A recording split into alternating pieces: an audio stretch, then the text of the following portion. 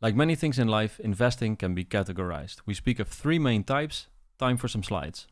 So in general, we see three types of investing, and this is where we're hinting towards strategy a little bit already. First up, growth investing.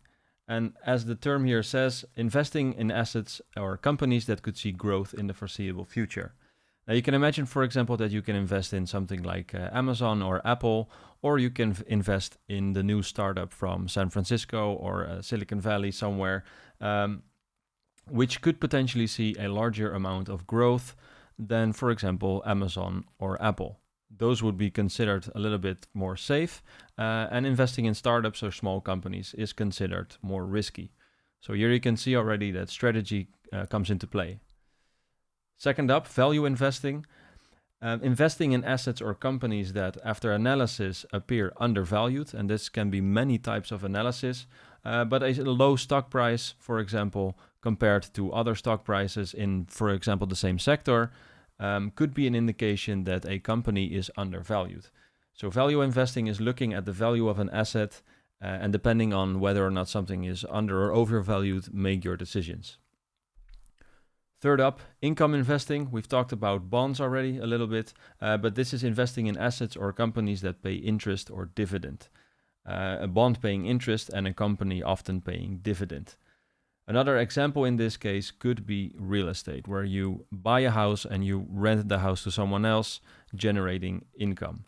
So that is income. It's a little bit more passive. It is considered less risky than growth and value investing, and it serves its purpose. I mean, there could be a time where you want to become an income investor, or that is the good play to do, and other times you're looking for a growth investment or a value investment. Flexibility is key, in my experience. Definitely don't put yourself in a box. As mentioned before, boxes are confining. Get creative and see what fits you best. Are you someone who's looking for a lower risk but a more steady return, or do you have a general like a higher risk tolerance? Perhaps growth investing is something for you. But that doesn't mean that you should be always a growth investor.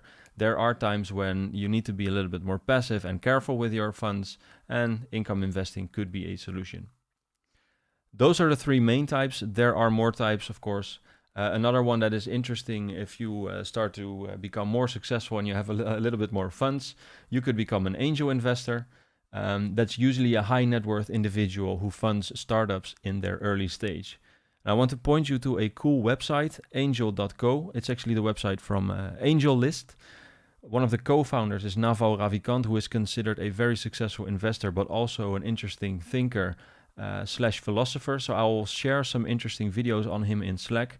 But AngelList is the place where angel investors meet companies, startups looking for an angel investor.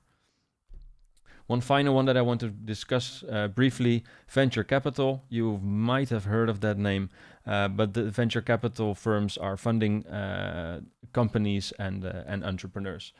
And definitely could be in any stage, could be at the early stage or a little bit later stage of their path. An example is Andreessen Horowitz, very, very famous venture capital firm. Find them on a16z.com. So those are the general types of investing or styles of investing.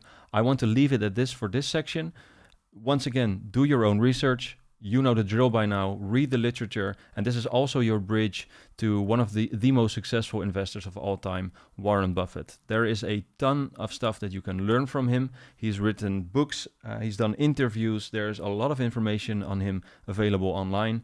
And yeah, like I said, you cannot go around this man if you're talking about investing. So, you know the drill, do your thing. I will see you in the next video where we'll talk briefly about asset classes.